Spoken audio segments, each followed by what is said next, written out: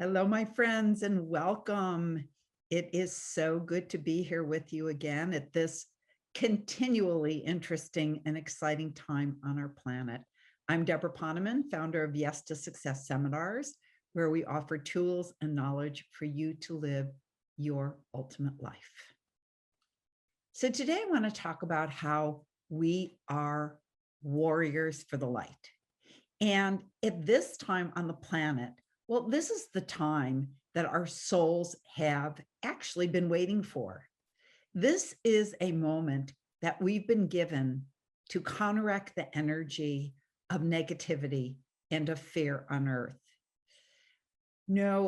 As we see our political divide grow and the war in the Ukraine rages on and natural disasters are happening in rapid succession, and the very future of our democracy is in question, we need to pick up our swords of light. Yes, we need to do what we can do in the third dimensional reality, but we need to work on the level of energy, since we are very clear that everything is energy. So how do we do it? How do we counteract the fear and the negativity? Well, first, by radiating what is the opposite of fear. So what's the opposite of fear? And you know the answer, it's love. And if enough of us radiate love, we have the power and the chance to triumph over the energy of fear that has been engulfing our world.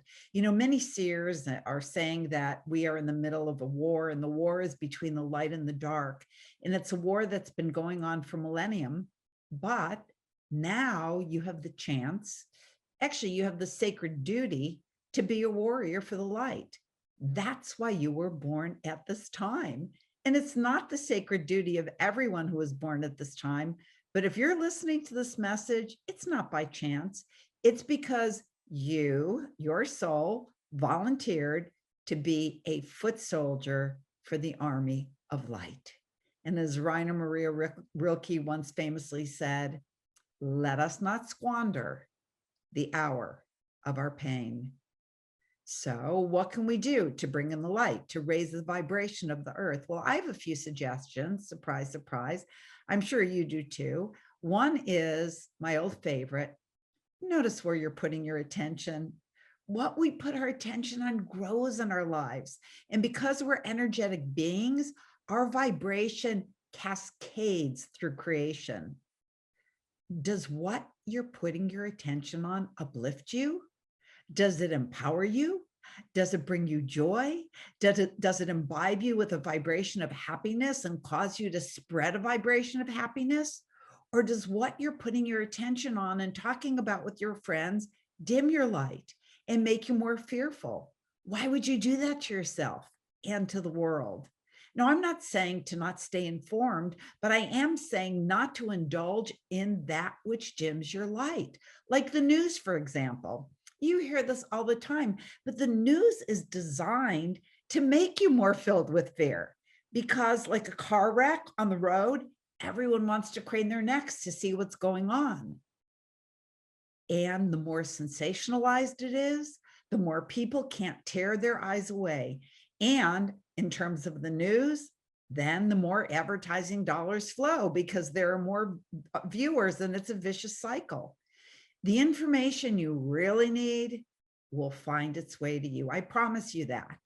I'm sure you remember the story of the grandfather who was teaching his grandson about life. You know the story of the two wolves. Well, if you don't, I'm actually going to read it to you. I have it here, over here, and it goes like this. And if you heard it before, you could just be reminded. So it's called The Two Wolves. A Cherokee elder was teaching his young grandson about life. A fight is going on inside me, he said to the boy. It is a terrible fight, and it is between two wolves. One is evil. He has anger, envy, sorrow, regret, greed, arrogance, self-pity, guilt, resentment, inferiority, lies, false pride, self-doubt, and ego. The other is good. He is joy, peace, love, hope, serenity, humility, kindness, benevolence, empathy, generosity, truth, compassion, faith.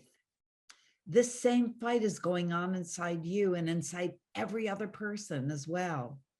The boy thought about that for a moment and then asked his grandfather, well, which wolf will win? And the elder simply replied, the one you feed. The one you feed. So now at the time of pandemics and fires and floods and wars, both literal and figurative, if you want to watch the news, watch the pieces about all the heroes amongst us, all of the people who day in and day out devote their lives to good works and truth-telling and giving and uplifting and loving, all of the organizations feeding people and rescuing people and doing random acts of kindness and putting their very lives on the line so that goodness and truth will prevail. Spread your light. If you're feeling depressed, do what doctors and psychologists and the metaphysicians of antiquity have said to do, and that is wake up in the morning and think, how can I give? How can I serve? How can I contribute to a world that works for everyone?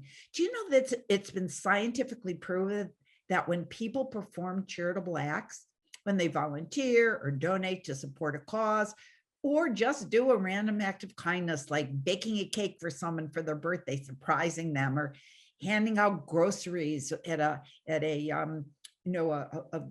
kitchen, a food kitchen, or calling your aunt in the nursing home just to brighten her day. When you do an act of kindness, it triggers the release of oxytocin, which is the feel-good hormone. And that release results in reduced anxiety levels in you. And then what you radiate changes. Oh, and by the way, your cortisol levels go down also, which is, of course, the stress hormone. So these acts result in less depression and a reduction in diseases that are stress related. You even have better sleep.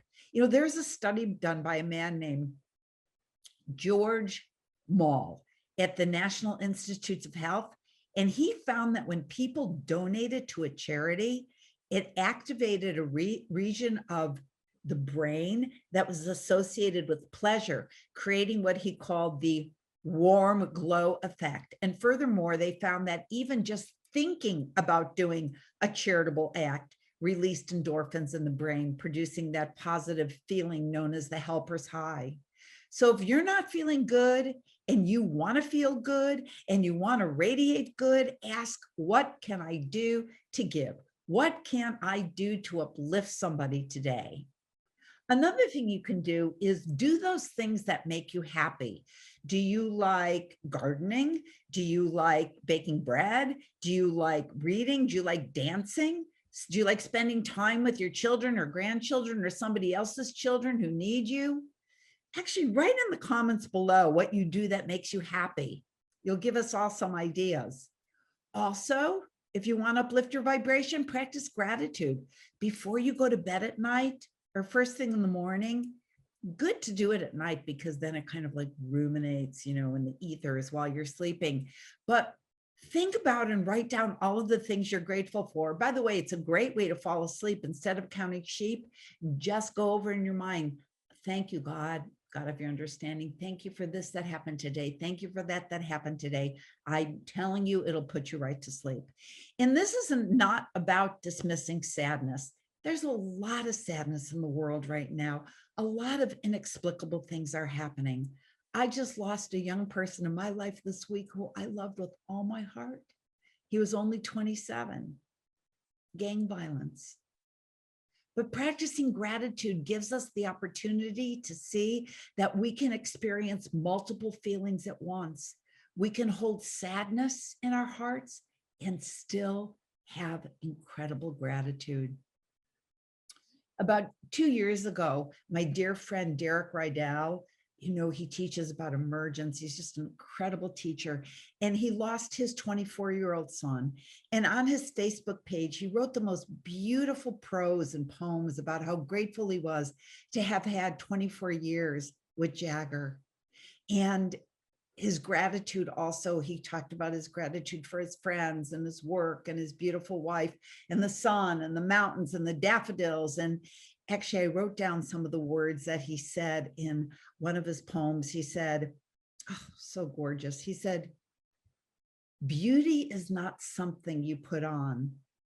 It's the radiance that shines when you take everything off. That's why children love to be naked and why we feel so at home in nature.